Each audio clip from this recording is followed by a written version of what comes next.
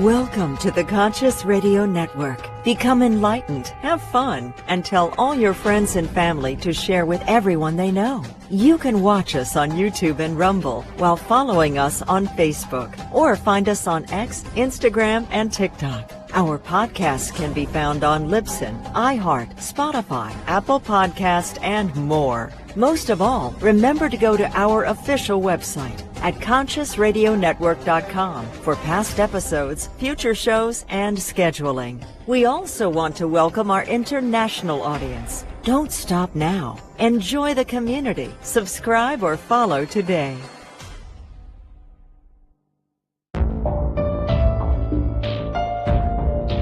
This is the Conscious Radio Network.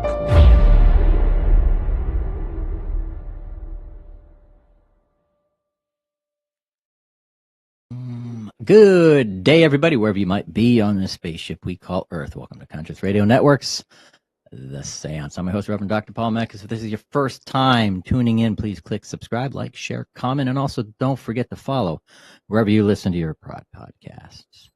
Today, the Axioms of Septemics.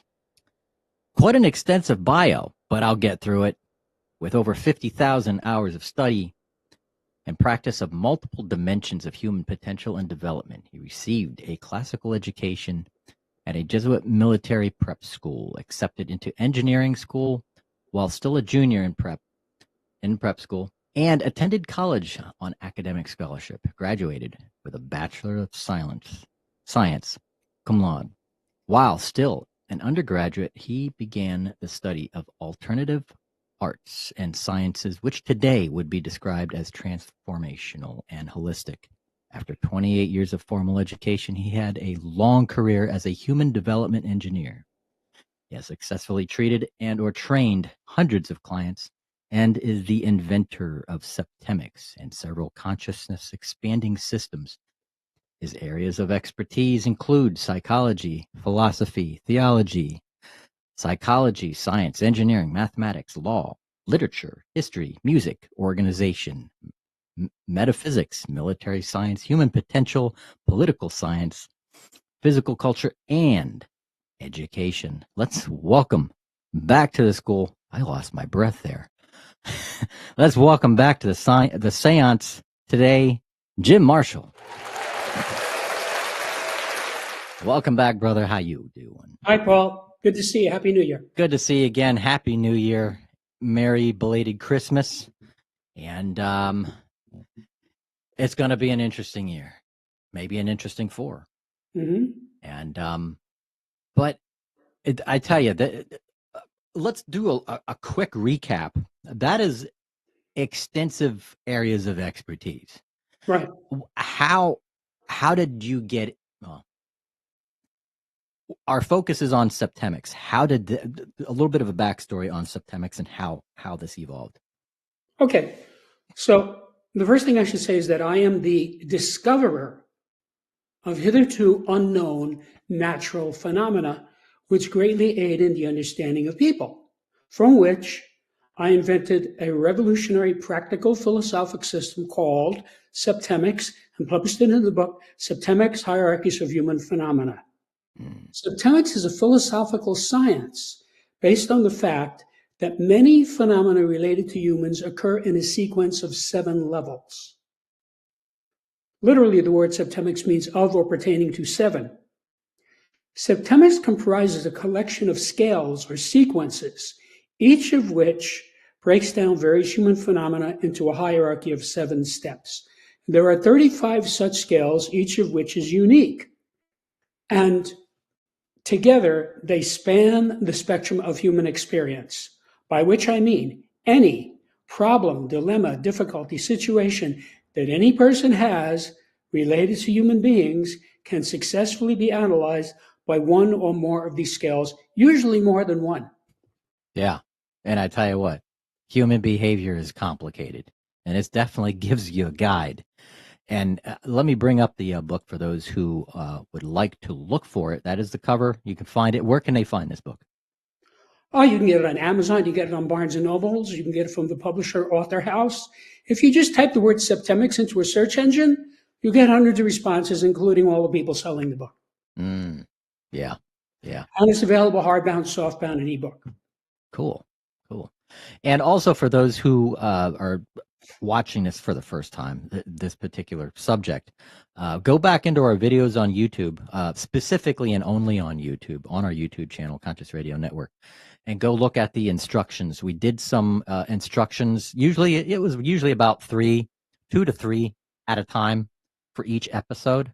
But we went through all the chapters on book 1 and 2 of Septemics. So definitely check that out. And but today is special because we are going to talk about the axiomatics of Septemics. Axioms of Septemics. Right. So what are the axioms of Septemics? Okay, so first I should say an axiom is like a fundamental truth. It's a truth that really does not require explanation. So it's something you find in science and math.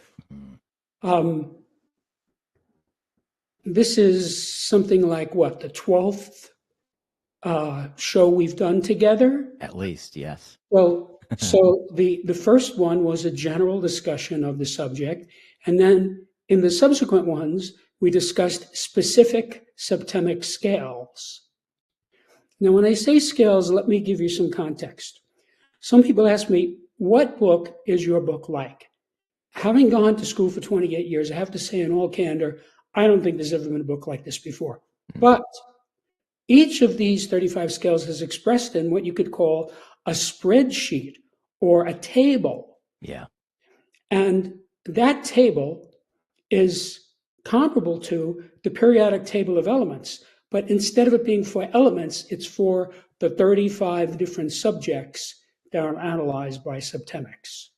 So you look at this table and you get a subject at the top. Like, for example, there's the scale of basic purposes. Every human being has one of 7 basic purposes. And so when you look at this table, you don't only get the scale, you get the whole body of data about what this is about, very similar to what you get when you look at the periodic table of elements, where everything corresponds horizontally and vertically and fits together nicely in kind of a mathematical way. Yeah. Yeah.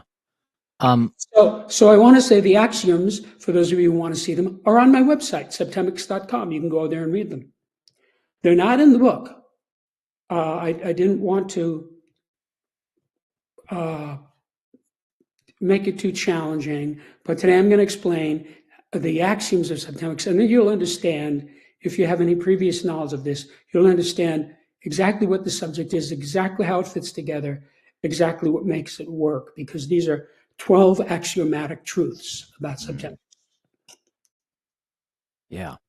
So let's what would be the first axiom you'd like to? Okay, so I'll read the first axiom and then I'll talk about it. All right. Axiom 1 is, Septemics is a philosophical science based on the fact that many phenomena related to human beings occur in a sequence of 7 levels. Now, I said something very much like this a few minutes ago in explaining the subject. Axiom number 1. So let's talk about this. Philosophical science. So the word philosophical is originally a Greek word meaning lover of wisdom. So the Greeks invented this word, and it referred to people like Socrates, Plato, Aristotle, Pythagoras, etc., etc. Now, those men were actually what today we would call polymaths. If you go into a university and go to the Department of Philosophy, you'll find a bunch of guys who have a very narrow purview. Philosophy has become very narrow. It is a very discrete, specified subject that really makes no sense to most people.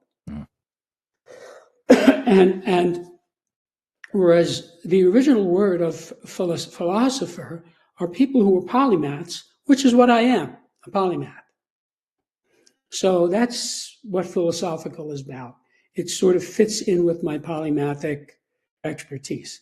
Now, science, of course, science comes from the Latin word scio, which means I know. Know is the strongest term we have in English. It's stronger than understand, and it's certainly stronger than opine. So, for example, I know that in a right triangle, if one side is 3 and the other side is 4, then the hypotenuse is 5. I know that. It's not debatable. As opposed to, if you ask me, is Biden the president of the United States? I'd say, well, that is my understanding. I understand that. See, that's not really knowledge. I haven't seen any contrary data, but that's what I understand. So knowledge is a very narrow, distinct type of mental cognition.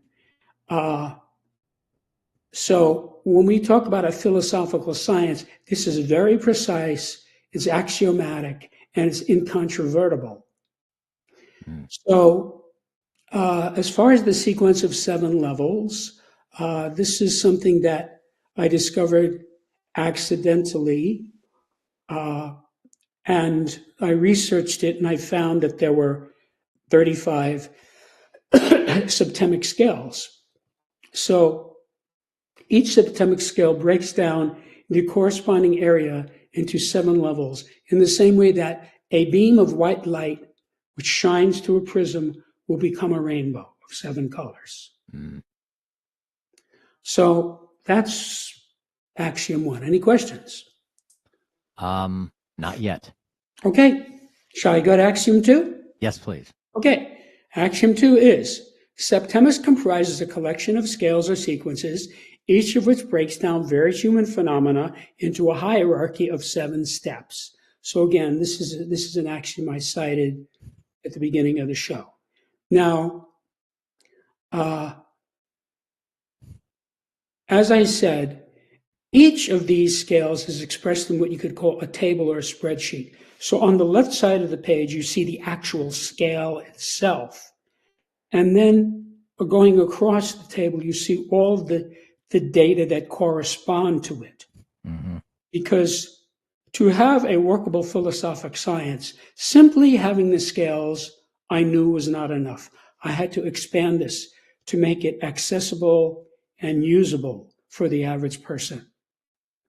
And I know I succeeded at that because some version of this book has existed for 29 years. And I've been watching people get this. People get this. This is not hard to get. No, that's not. It's pretty straightforward. Yes, because it's natural law. You know, like if I ask you, if I show you a rose and a tulip and I say, which is the rose and which is the tulip, you can point to it. That is not an opinion. It's a perception. Okay?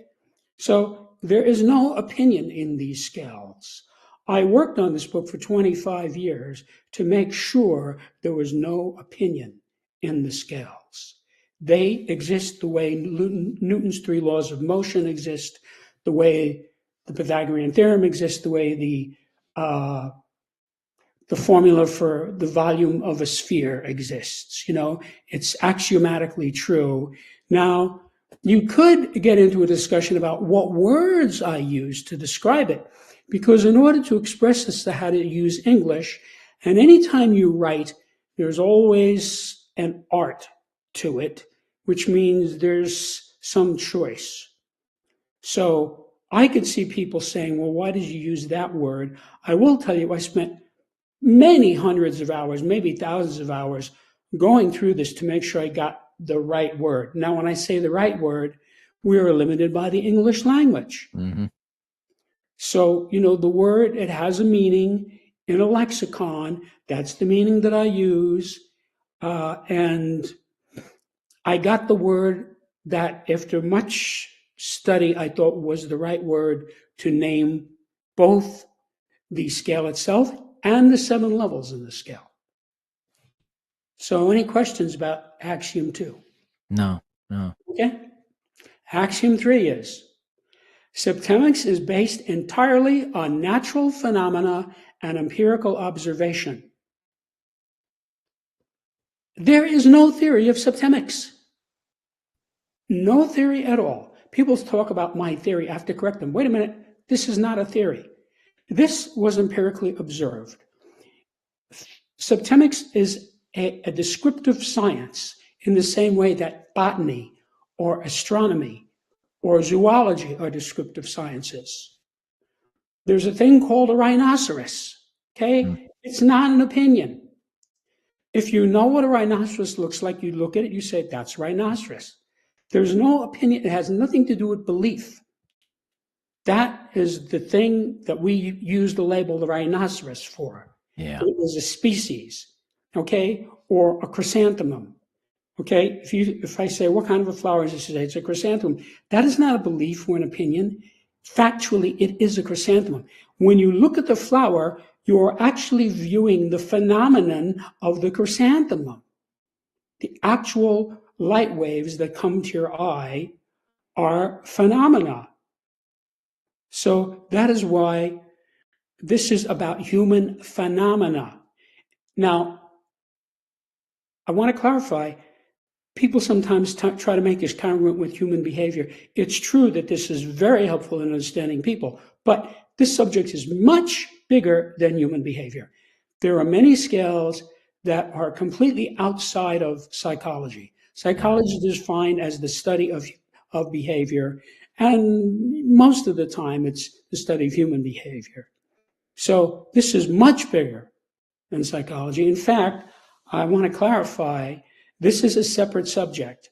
I tried for many years to fit septemics into the context of some other subject, and I can tell you with complete certitude, it cannot be done. It's like trying to fit an elephant into a Volkswagen. Yeah. It's a separate subject. And if you study the subject, the more you study it, the more you'll see how big it is. It's big. And I went through a lot of trouble to make it concise and accessible. Yeah. So that people could use it to their benefit. Yeah. Yeah. And any questions? No. Okay. So just to finish this up, I observed these scales empirically and I wrote them down. And I observed these phenomena thousands and thousands of times in people who had no idea that I was recording anything, that I was thinking about this in this way. They had no idea at all. So they were completely blind to the subject, and yet they manifested these levels. That hundreds of people over thousands of hours repeatedly manifested the septemic phenomena, which is why I said, there's something here. Yeah. And when I saw that it had mathematics embedded in it, then I knew it was natural law. Huh. Any questions? I think this is something that the CIA wouldn't use. Because they like to watch people. Well, they would certainly benefit from this. Yeah. I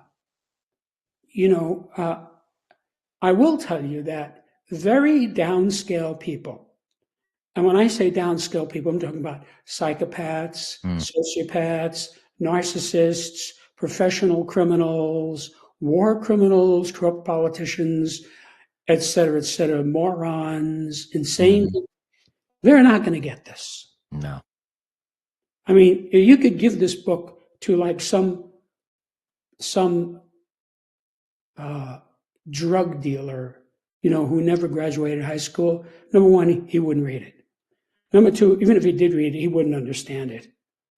And number three, even if he did understand it, he wouldn't apply it because it's contrary to his way of life. Because this is all about making yourself better, making other people better.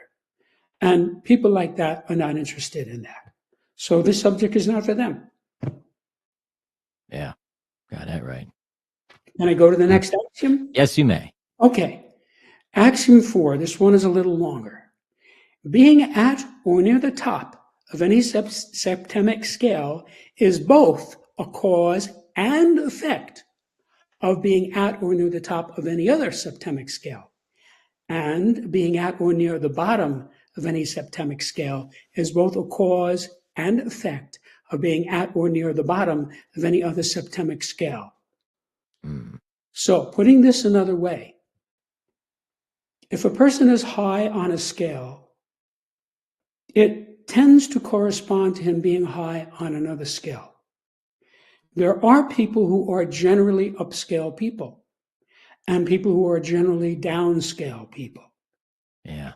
So, obvious examples of very upscale people would be Jesus of Nazareth, Siddhartha Gautama, Lao Tzu, who wrote the Tao Te Ching, and examples of very downscale people would be people like Charles Manson, Charles Starkweather, who's a serial murderer, Vito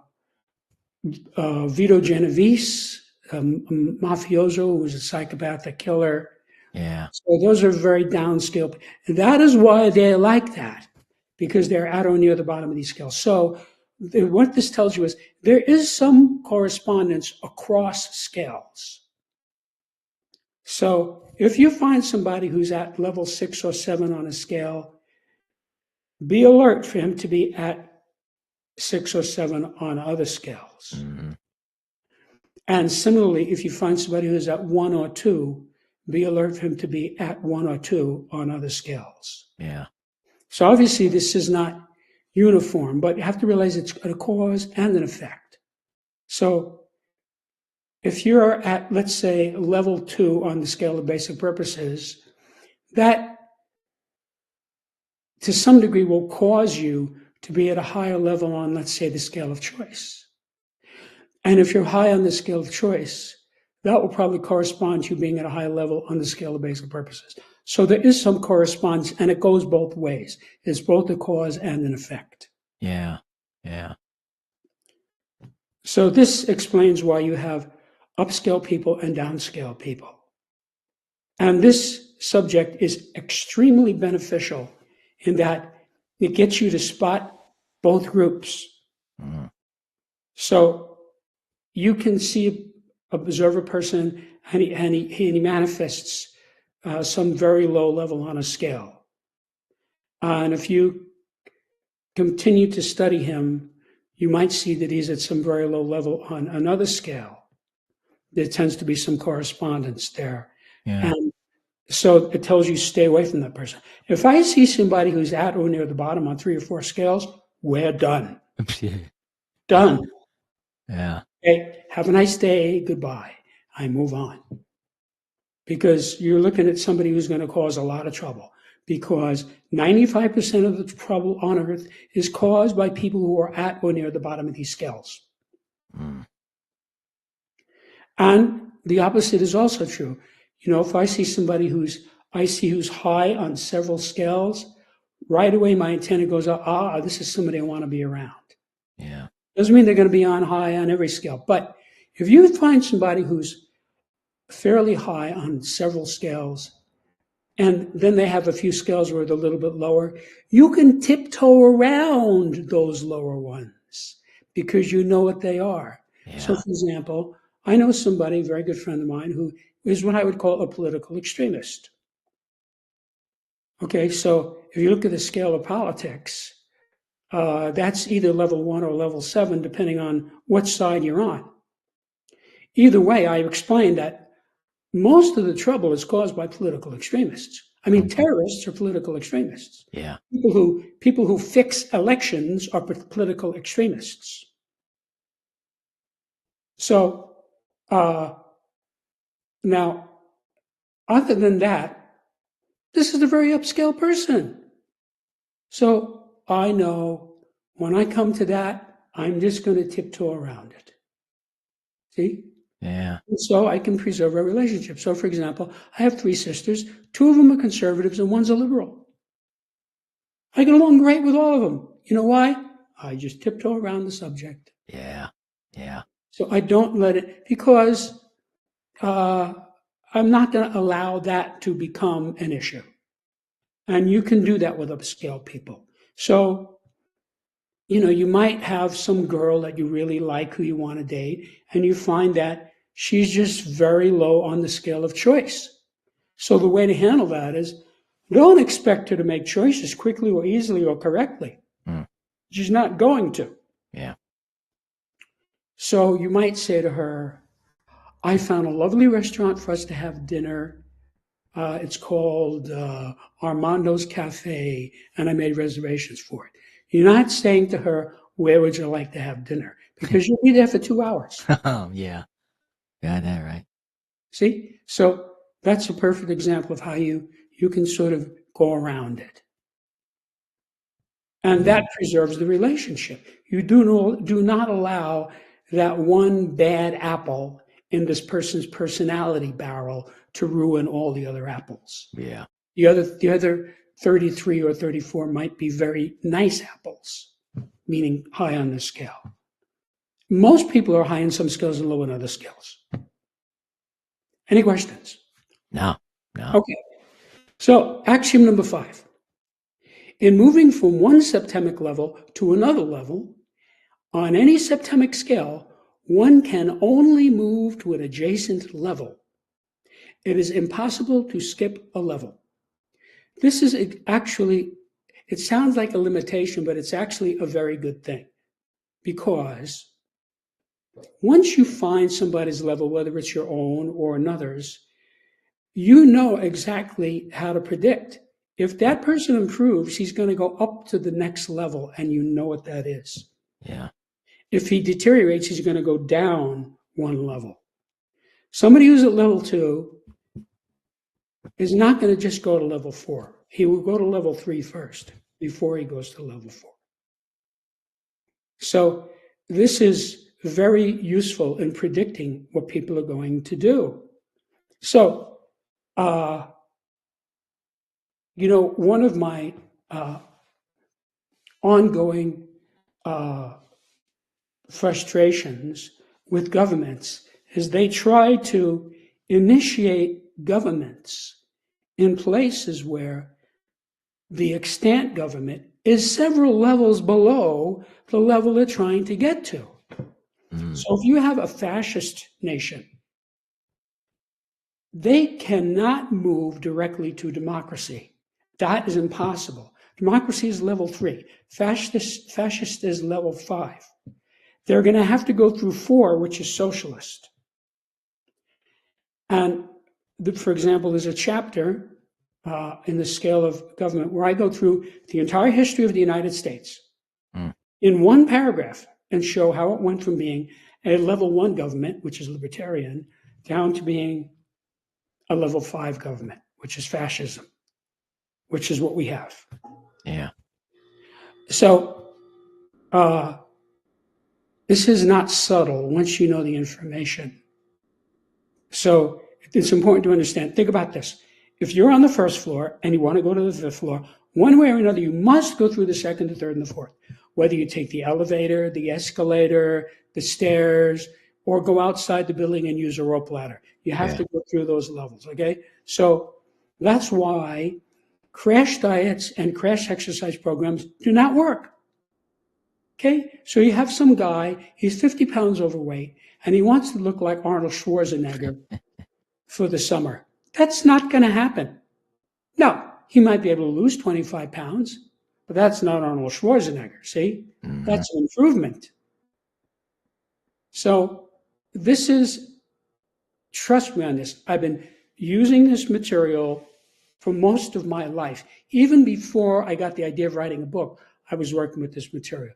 You cannot skip a level. Now, sometimes you may think you skip a level because you went through very quickly or very easily or just didn't notice. Yeah. Now, there are some skills that are volatile, meaning you can move pretty easily on them. And there are other skills that are not volatile. They are levels that it's very hard to move. For example, the scale of basic purposes, very hard to move on that scale. Most people spend, when I say most, more than 90% of the population spends their entire lifetime at one level of that scale because it's not easy to move on it. Yeah. Up or down, either way. Huh. as opposed to the scale of evaluation, that changes by the minute. So again, that's the beauty of this. Every one of these scales is unique, and it gives you another way to analyze what's going on and see what's happening. If you see some guy and there's a big change, probably doesn't mean he changed on his level on the scale of basic purposes. It's some other scale that he changed on, like the scale of choice. Yeah. Much easier to change on. Huh. Any questions? No. Okay. I'll go to number 6. Whenever one correctly identifies someone as being at a particular level on any septemic scale, one has a consequent realization and is pleased with the result. So this is one of the ways that you found the right level. So let's say you're trying to analyze your friend Fred, right, on a certain scale. And you come to a certain level and say, yeah, he's at level 5. Nothing happens. You found the wrong level. When you find the right level, there could be multiple reasons why you found the wrong level. Maybe you didn't understand the word. Maybe you didn't understand Joe. You have to know the person and you have to know the material. So then if you realize, he's at 4. Now you will have a realization. That explains why he does this, this, this, and this. Yeah. And you'll be happy with the result. So don't think that because you identify either yourself or another at a low level, that it's going to be a bad experience. It's not. It's going to be a positive experience because you had a realization and you feel good about it. See, the light bulb just went on over your head.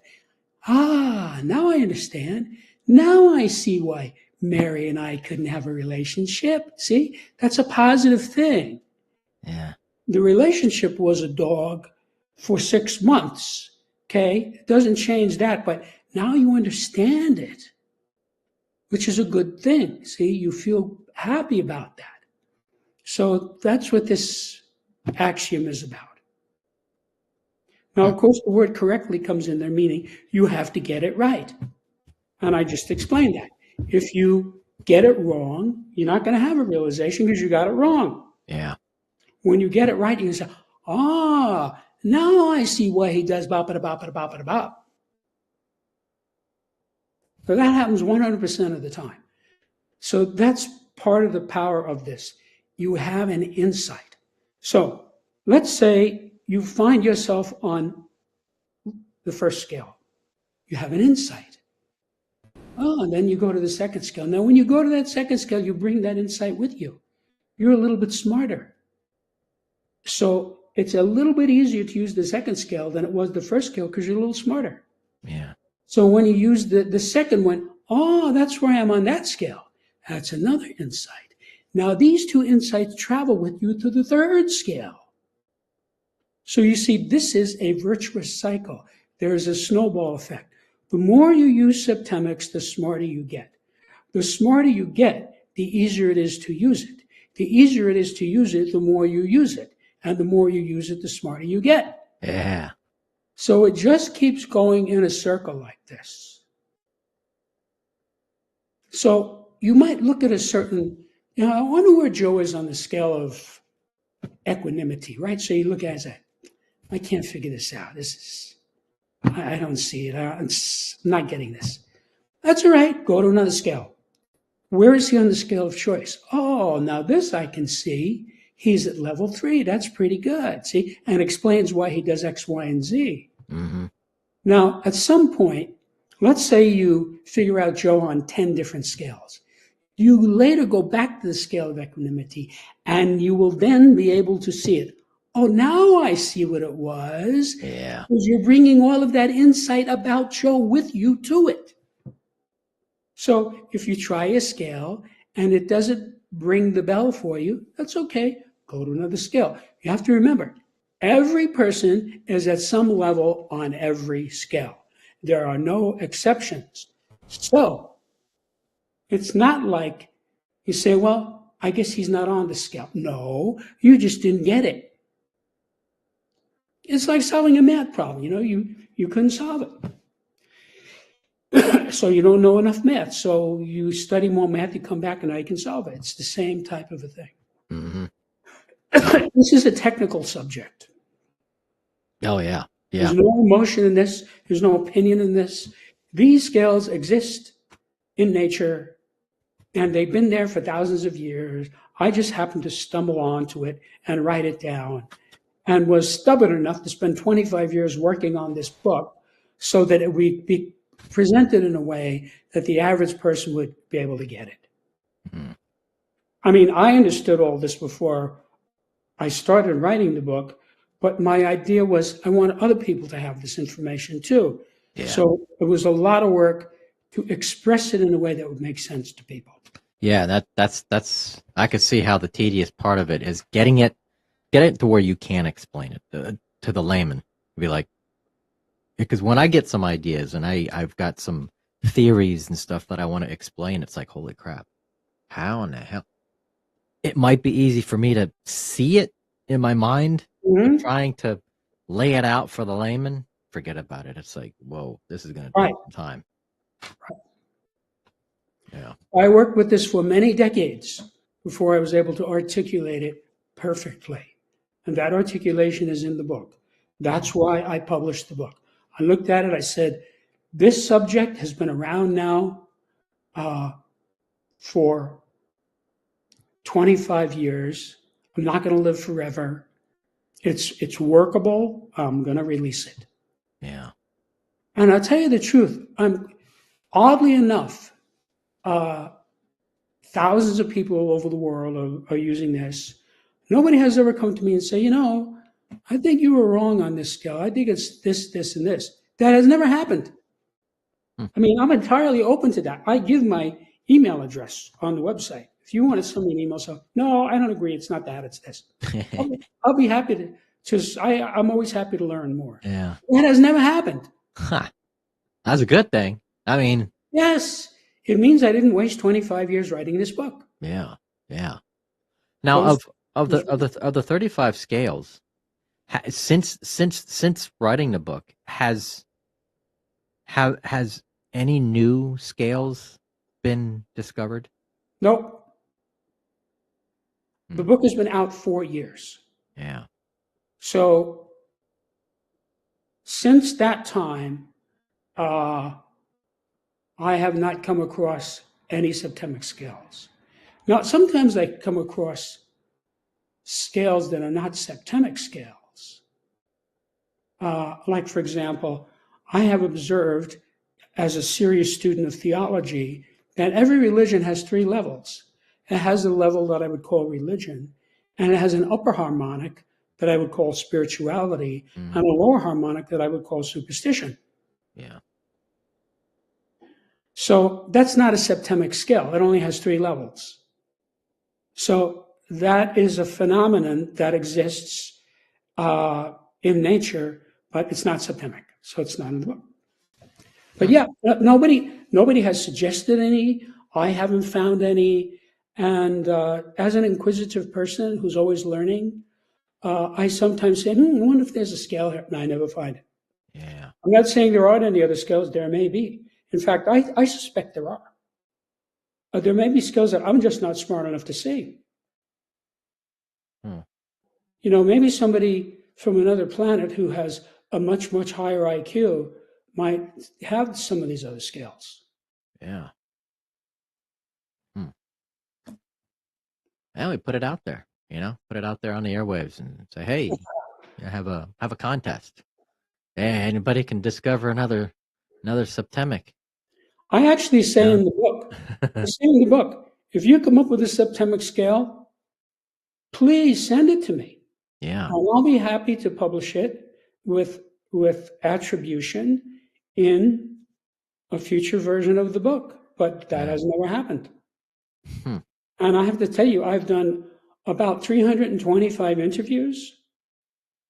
So, there's hundreds of videos of me all over the internet talking about this. Yeah. And so I think after 4 years, somebody would have come to me and said, I have this septemic scale. Didn't happen. Yeah. That is weird. At least by now, you'd think. But hey, like you said, might be a race of beings, terrestrial or non-terrestrial, that are at a higher level of consciousness. That's right. That we can't perceive it, but They may. our humankind isn't there yet at that level of consciousness, so we wouldn't even perceive it and know it Well, there exists may anyway. even be some people on Earth who are smarter than I, who, if they studied this, would find it. Yeah. There may be some, I mean, you have to realize that the book is only in English. So there's about 1.5 billion people who speak English. And I figure about 1 billion of them can read this book. Yeah. But there may be people who speak Chinese or Swahili or German or whatever, and don't read English, who might find something. But unless they're going to sit down and work this out, they wouldn't even be able to read the book because it's not in translation. Yeah. So there may be. And you'd really have to know the 35. You'd really have to know them all in this book in order to determine, oh, there is another one. Right.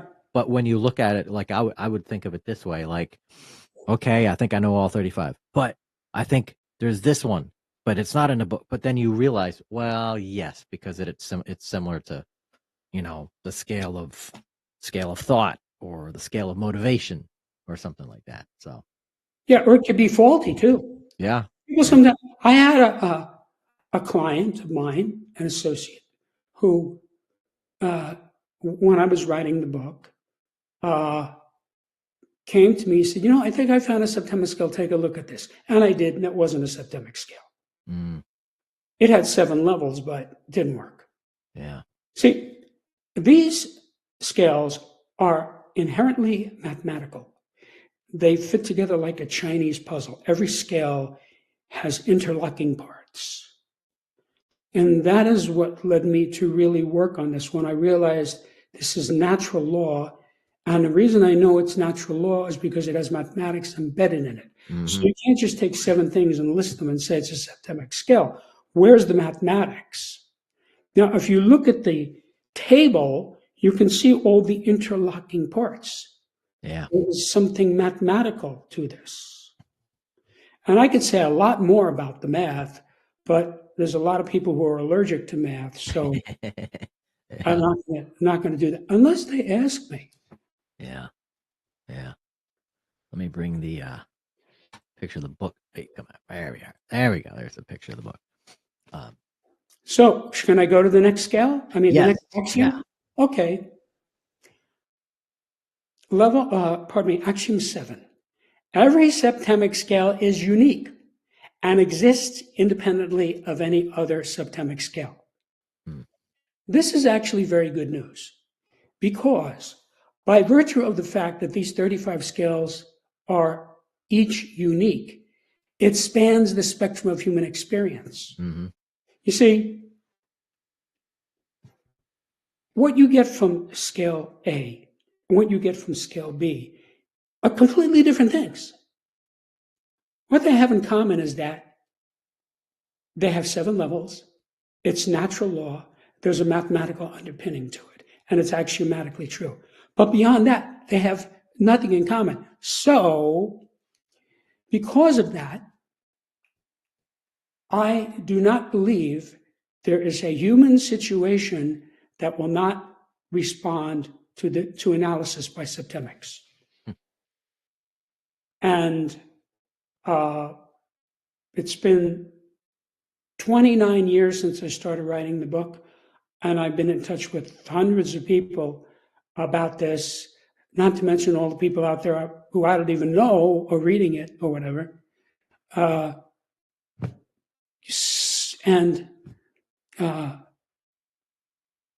It's very obvious to me from watching people use this that it applies broadly. In other words, I gave you a caveat earlier that if someone is not interested in improving himself or others, he's not going to be interested in this book. Yeah. But I've actually calculated that about half the human race is interested in improving oneself or others. And this book is for them if they can read English. So the fact that each scale is unique helps you. It's beneficial to you because you can look at it this way, and then you can look at it that way, and then you can look at it that way. So you can analyze a person across 35 axes, and then you get a real depth of understanding of that person.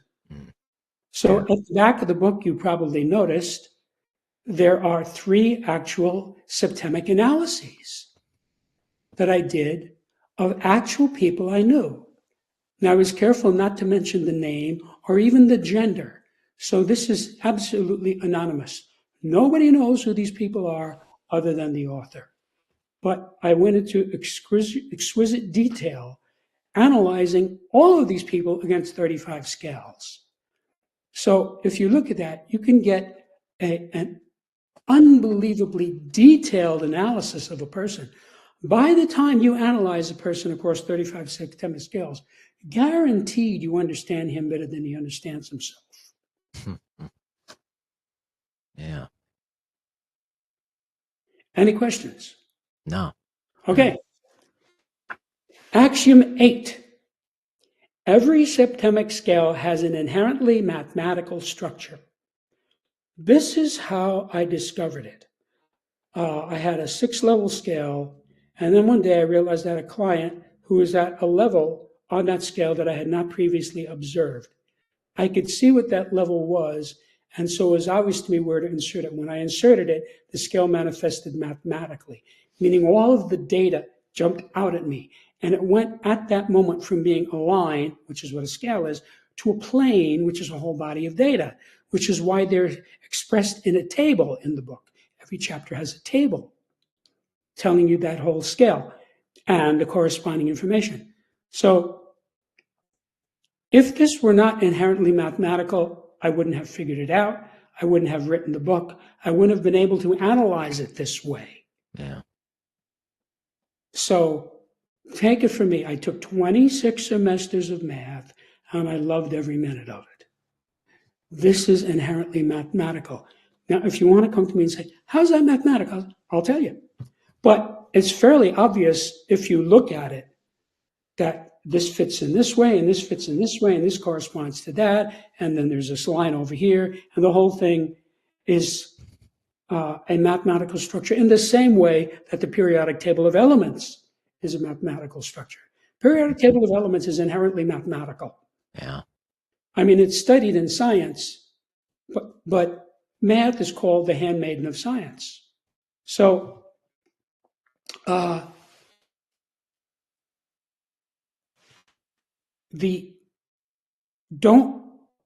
make the mistake of getting fooled by you find a guy on a certain level, right? Because you're analyzing a certain behavior. Why does he do this? Oh, he's at this level. You may be wrong. That might be because he's at some other scale on that level. You follow me? In other words, that manifestation might be because of how he is on the scale of attack or how he is on the scale of motivation. It might not be the one you're looking at. That's why I say, if you have trouble with analyzing a person on one axis, go to another axis. Yeah. Because he is there someplace. And you might understand that one better, or it might manifest. You know, people manifest their positions on these scales in kind of an erratic way. Like I'll hear a person say something, I know right away he's at this level on this scale. Bang, just like that. Comes right out of his mouth. People tell you their levels. Yeah. If you shut up and listen, you'll get it. Huh. Any questions? No. Okay. Axiom 9. When a person is at or near the top of any septemic scale, it is because that person is insightful in that area. When a person is at or near the bottom of any septemic scale, it is because that person lacks insight in that area. So this is all about insight. Now, on the one hand, you need some insight in order to use Septemics. On the other hand, it develops your insight, which is why as you use it, your insight improves, and therefore your ability to use it improves. So it goes in a circle. So the more you use this, the better you get at it because you're more insightful. Yeah. So if you talk to somebody who's at a high level, you can see that that person is insightful in that area. And if you talk to a person at a low level, you can see he's not insightful in that area. So you have some guy, he's got a doctorate in computer science, and he's the CEO of some Silicon Valley company, right? And he's got $20 million in the bank. That guy might have a lot of trouble with women. It's not that unusual because it's a different axis. Yeah. You see? So on the scale of human ability, he may be very high, but on the scale of sexuality, he may be very low. So this tells you how to use this. So if a guy is money motivated, that might be somebody who you want to hire to work for you as a salesman, right? You want him to be money motivated, right? So this guy is supposed to go out and sell whatever it is your company has, right? If he's money motivated, that's good. Yeah. But if you go out with some woman, you might not want to go out with a woman who's money motivated. You know? Type of woman who says, what kind of a car do you drive? See? If you say a Lamborghini, she says, let's go to a motel. Yeah. If you say a Ford, she says, don't call me, I'll call you. Yeah. Yeah. Well, that's a money motivated person. So you might not want that. Now, there are couples, married couples, happy couples, in which one or the other person is money motivated. So I'm not saying it can't work, but a lot of people don't like that. Yeah. A lot of people want to hide how much money they have because they don't want people coming after them for their money, including the opposite sex. And the IRS. That's the other thing. I'm not advocating anybody to hide money from the IRS. Not a good idea. No. Okay. So, any question about this axiom? No. Okay. Axiom 11. Any human problem, difficulty, dilemma, or situation can successfully be analyzed by one or more septemic scales, usually more than one scale. So the norm is, if you have some dilemma, difficulty situation, there is going to be more than one scale that would help you analyze it. Possibly not every scale, but usually more than one. So if a guy is having a problem with his business, well, okay, let's look at the scale of management. That's right on the subject. Yeah. But how about he has humans around him, right? His employees, his boss, his suppliers, all these people he has to deal with, right? So, let's say you're having trouble with one of your employees. It would behoove you to analyze this guy. What's the deal with this guy? Why is this guy's statistics suddenly plummeting? And so you analyze them on a certain scale. This guy's at level 5 on this scale. See, then you could help the guy. You could say, Joe, come here, look at this. And you show him the book. And you can help him to move to a higher level. And then his statistics will start going back up because he's not burdened by that thing that's crashing him on that scale. So, in the 29 years since I started writing this book, some version of this book has been out with people. Because as I told you before, in December of 95, I sent the first version out for responses, right? That's 29 years ago. Mm-hmm. And in that 29 years, I have never found or heard of from anybody a human problem, difficulty, dilemma, or situation that did not submit to analysis by this. I don't think it exists. Now, this is not going to help you fix your car. You need an auto mechanic for that. That's not a human problem. That's a mechanical problem. Yeah. This is not going to help you to fix your tooth. If you have a bad tooth, you need to go to the dentist. That's not a human problem. That's a dental problem. Yeah. Right? So it's not a panacea in that sense. But if you're talking about a human situation, why doesn't this person like me?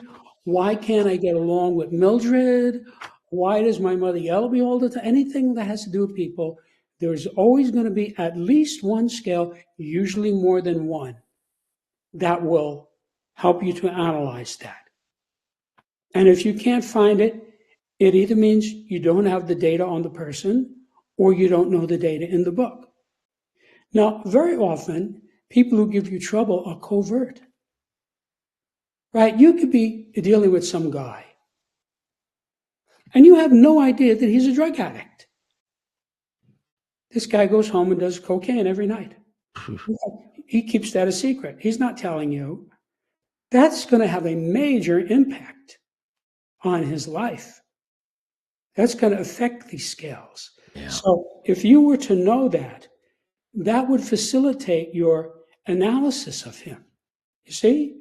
So upscale people are pretty open generally. Mm-hmm. It's the downscale people who are sneaky. Oh, yeah. So you have a downscale person. He doesn't want you to know that he had a nervous breakdown. He doesn't want you to know that he's a glutton or whatever it is. See? So you may not be able to analyze the person because you don't have the data. But you also may not be able to analyze it because you don't know the data in the book. You have to understand the data. Yeah. But everybody is at some level on every scale. And I'm telling you, if you have anybody with whom you've spent more than 2 hours as a ridiculous minimum, you will be able to find that person on some scale. Mm-hmm. Now, it might not necessarily be the scale that you want to find him on. In other words, you may not be able to spot where he is on the scale of sexuality because he's not telling you that he's bisexual. It's a secret. See? Yeah. But that aside, you may be able to see where he is on the scale of equanimity. You may be able to see where he is on the scale of choice, et cetera, et cetera, et cetera. Mm-hmm. And every time you spot that, you have an insight about the person. Yeah. So the fact that you don't know where someone is on a particular scale is not a big problem. It's one axis. You have 34 others. Mm-hmm. Yeah. So if you've been around somebody, you can spot them on some of these scales, period. Any questions? No. Okay. Axiom 12. Septemics is for the use of those who wish to improve oneself and others. So, as I said, this is for people who either want to improve themselves or others. Now, why do I say oneself and others? Usually, more than 95% of the people who would be interested in this want to improve themselves and others. Mm-hmm. So you want to find out where you are on this scale so you can move up to the next level. But you also want to know where your wife is so you can understand her better. Yeah. So let's say your wife is having trouble with something, right? And you spot, she's at level 4 on that scale. you show her the scale, see? And you say, see if you can spot where you are. You don't have to tell me, but for your own illumination, where are you?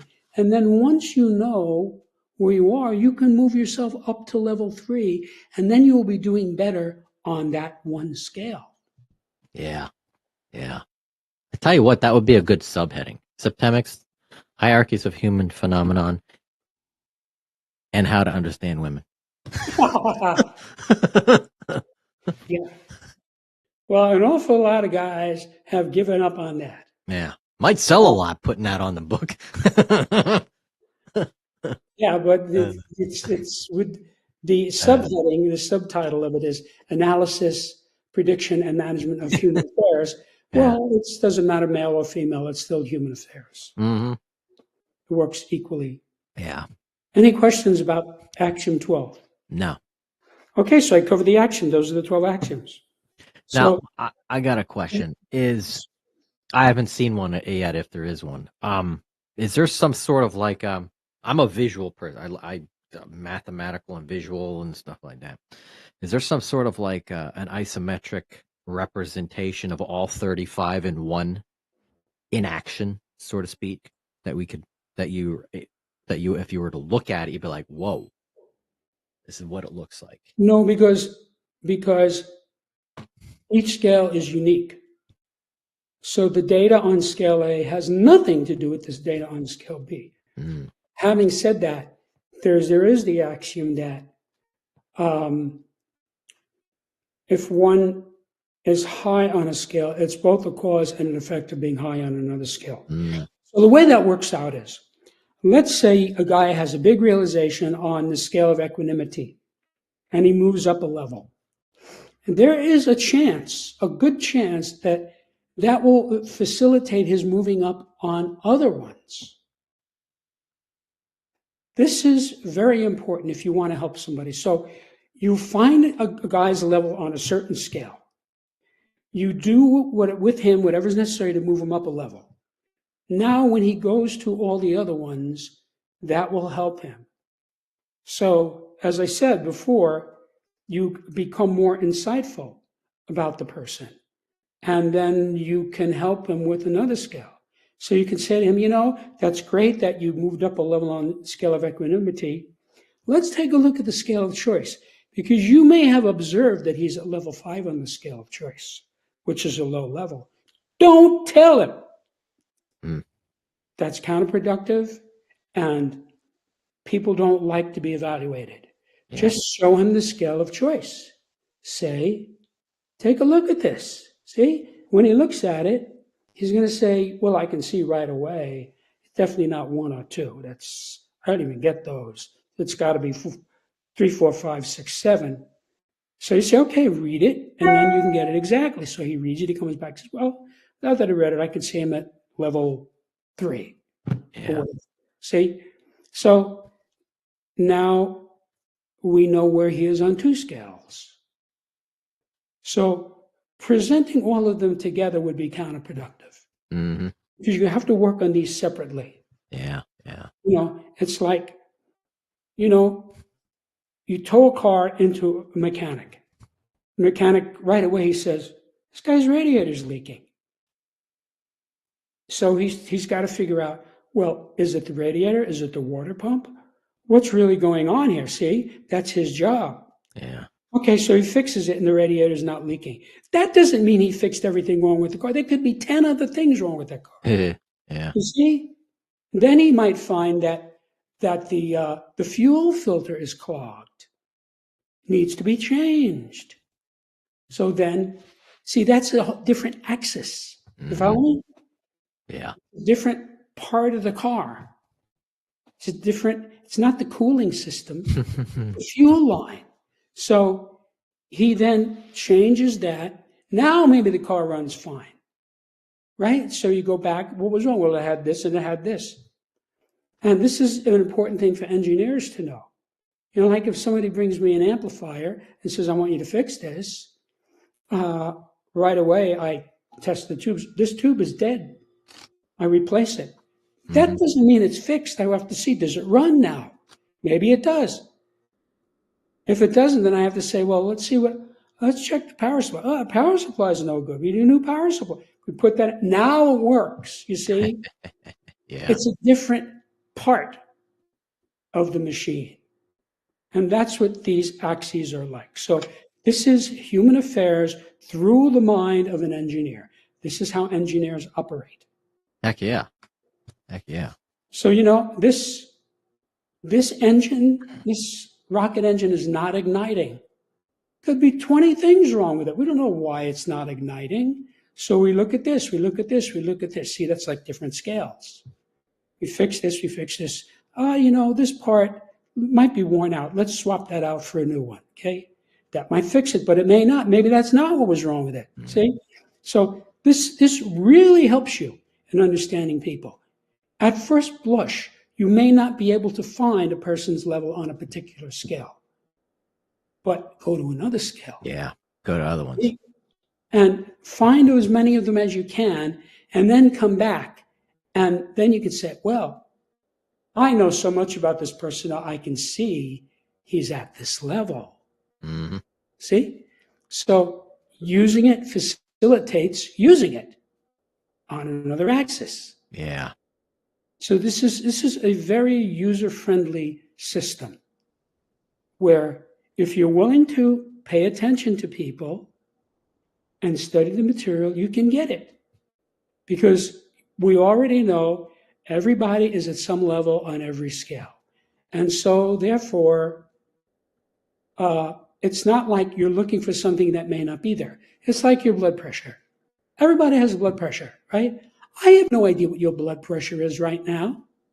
Now, I can kind of guess because you're not falling down on the ground. See, you're carrying a conversation. So it's got to be within certain parameters. That's why as soon as you go to the doctor, they take your blood pressure. Every time you go, right?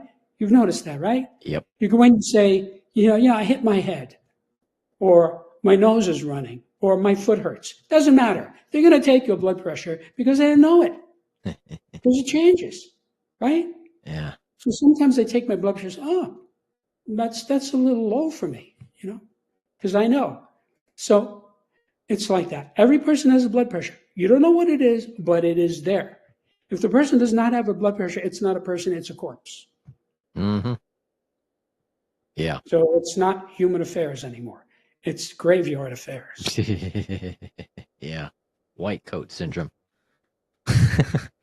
Yeah. So yeah, I would never put them all on one thing like that. I mean, I don't think it would hurt to make up some big sheet in which they're all presented, but I don't think there's any benefit to it. Yeah. I think actually the way it is in the book is the way it should be. I give you the table, and then I explain the whole thing in detail. Yeah. Yeah. And before you get that, you get the glossary. So you know the definitions of the words. There's no ambiguity. What does he mean by this word? I tell you. The names of every scale and the name of every level in every scale, those words are defined in the glossaries. So that's why I have it that way. You read the glossary. Okay, I got what those words mean. Now you read it. Oh, I see. So if you try to read it without reading the glossaries, you're your own worst enemy. Oh, yeah. Yeah. Because there's a reason why they're in there. And I went through a lot of trouble to pick the exact right definition. Mm-hmm. This is precise. This is engineering. Okay? This is not poetry. It's precise. These scales are precise and accurate, which is what you want from an engineer. Oh, yeah. Yeah. And for those who are watching or listening, definitely go check out the book. You either see it on the screen or this one. Got mine. Yes, I did. Because I had to, man. You gotta. And for those who are watching and listening again, and you're stunned, you're going, I hear all this, but I don't see it. Go back to our YouTube channel. Go into our videos, and it's all cataloged in there.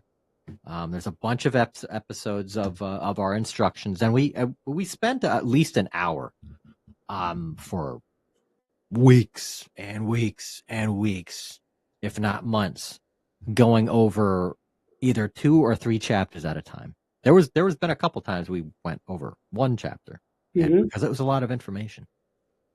So these instructions will give you a little bit of an idea of each of these scales. But before we wrap up the show today, what would you like to offer as a takeaway, words of wisdom for our audience today?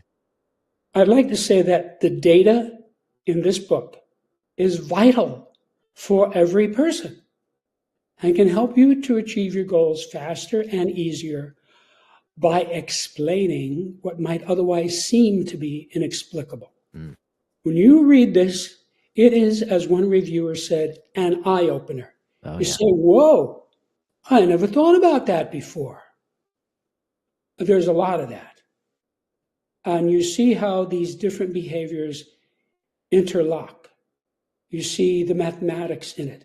These are in a sequence. It's not just 7 things. They go in a scale, which is why I refer to them as scales. It goes 1, 2, 3, 4, 5, 6, 7. And a lot of work went into getting this to be correct so that the people of Earth will benefit from it. Yeah. And they will. It is an eye opener. It's for those who first look at it. Yeah, there's a wow factor. Definitely. There's definitely a wow factor. So. Yeah, the way people experience this book, and I've been watching people do this now for 29 years, it's like putting on your glasses and looking at yourself in the mirror, or putting on your glasses and looking at somebody else. You know, the guy meets a girl in a dimly lit club, right? So they exchange numbers. Then they meet at the park, and now he sees her in daylight. He says, she didn't look like that in the club. You know, that happens. Yeah. So this is like giving you X-ray vision so you can see the person with clarity. You know, you see who this is. And then you can make a choice. Do I want this person in my life or do I not want this person in your life? Because you could meet if you're a woman and you meet some guy, he seems like a wonderful guy, and then you start analyzing him on these scales and you see he's at or near the bottom of many of these scales, stay away.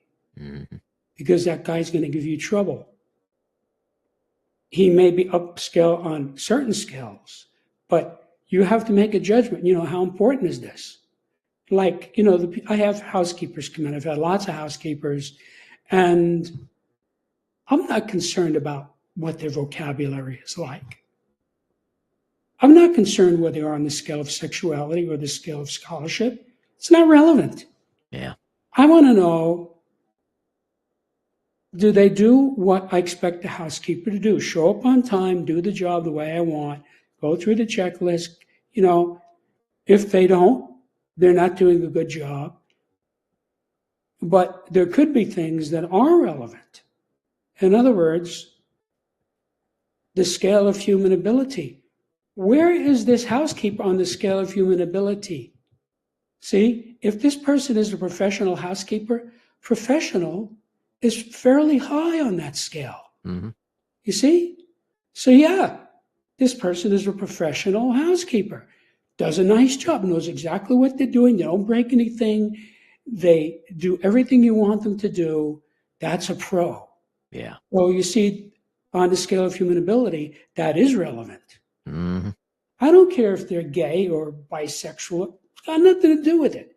I want to know, is this person a professional housekeeper? Meaning, I don't have to micromanage it. Yeah. I just say, here's the list, do it. You know, now, when the person, sometimes this happens, person does not do a good job. I don't get them, I get somebody else. So, you know, you kind of have to, that's an example of a place where you kind of have to try out the person and see how it goes. Yeah.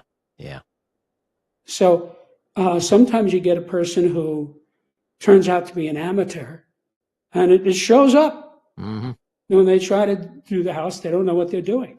You have to explain things to them. And if they were professionals, you wouldn't have to explain it. They would know what they were doing. Yeah. So then they're worth the money you pay them. Absolutely. Yeah. Jim, I appreciate it, man. As always. As always. It's always good talking to you. We've had probably more shows together than any guest on this program. Mm-hmm. And again, happy New Year. And hope 25 is even more prosperous and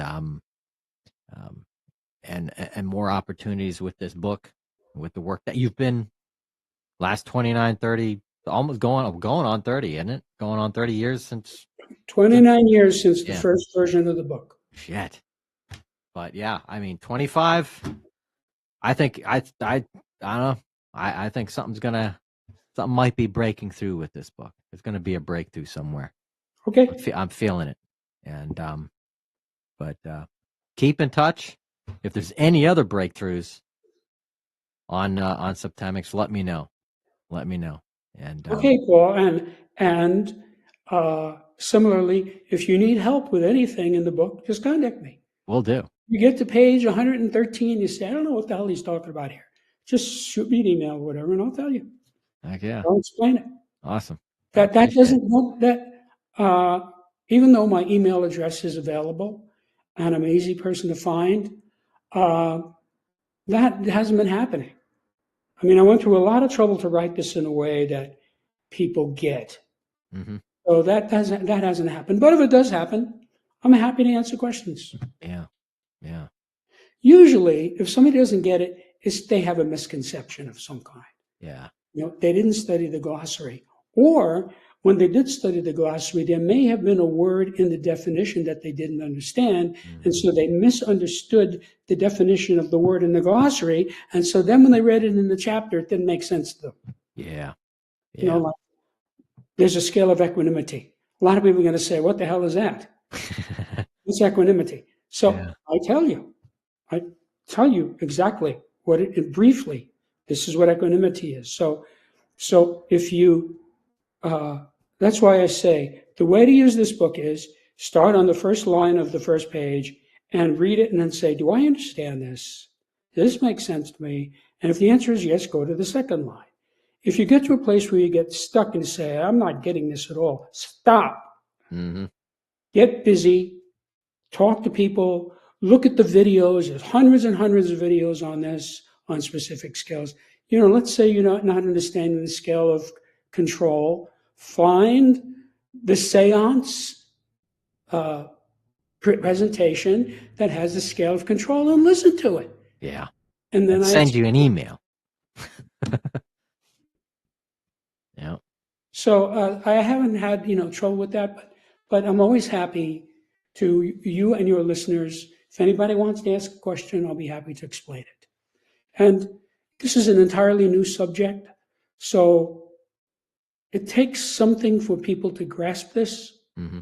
You don't get this right away, which is why if you go to my website, it really helps because it tells you what many people have had to say about it, what many journalists have had to say about it, what many reviewers have had to say about it.